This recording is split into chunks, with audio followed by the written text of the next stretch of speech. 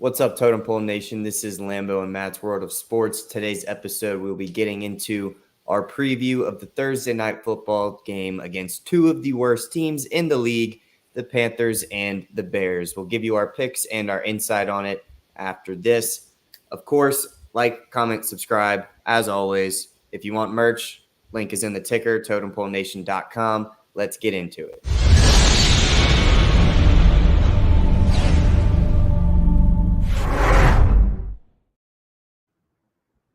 Well, this is the worst game that the NFL has probably maybe ever put out in a couple of years, and it's very, very disrespectful to Amazon Prime that you put this type of matchup and this type of time frame in November, 2 weeks before Thanksgiving, and we're going to sit here and say, let's put Carolina and the Bears on here. I don't get it. If Justin Fields is questionable to play with that hand injury he suffered about 2-3 weeks ago, he hasn't really played. And then, of course, you have Bryce Young, who is undersized, a bad offensive line, and we're not sure if Frank Reich is the correct head coach for the Carolina Panthers. This game, I'm going to go ahead and just pick the Bears. I trust them defensively. Both quarterbacks are not up to par, obviously. They're both rookies, obviously. We don't know who Tyson Badget really was either. So I just trust the Bears with the addition of Montez Sweat in the trade. Their defensive line is going to cause Carolina a lot of issues.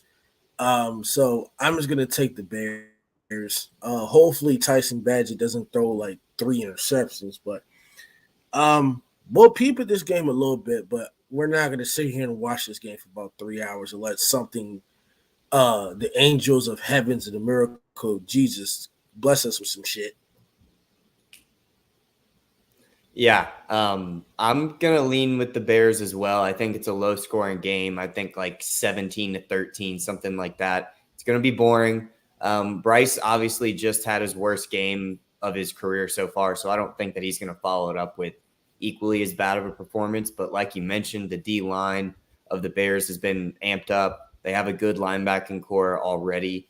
And even without Justin Fields, who, like you said, is still listed as day-to-day, the Bears were able to put up 17 on the Saints defense, which is one of the best in the league, and be somewhat competitive despite the quarterback throwing 3 interceptions, like you said. And then on the other side of the ball, you have the Panthers, who have 2 of their starting receivers on the injury report in Chark and Chenault.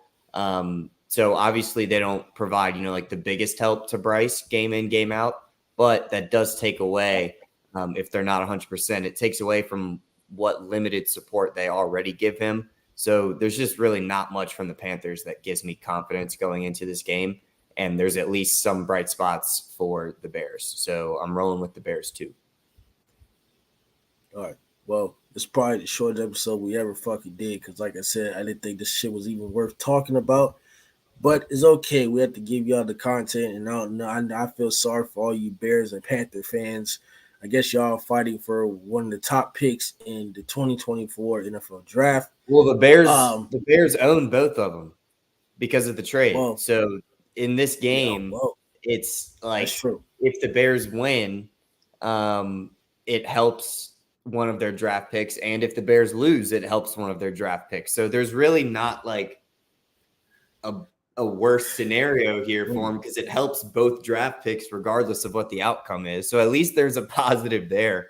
But when it comes to watching quality football, it's probably not going to beat this game.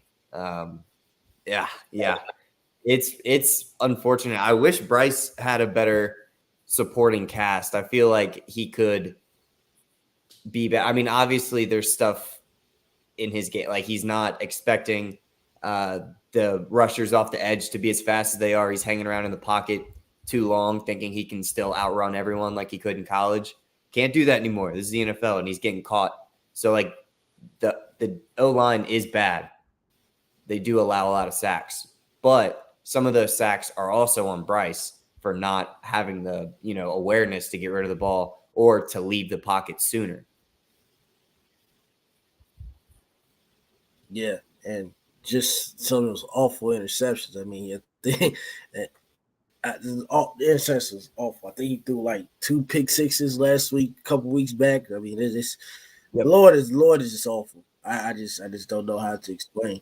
But this is it for Lambo's World of Sport. Lambo and Matt's World of Sports. Don't forget to like, comment, subscribe. If you need the merch, you go to totalpolenation.com. The next episode, we're gonna get into college basketball. Okay, college basketball just started about yesterday, a week ago, whatever it is.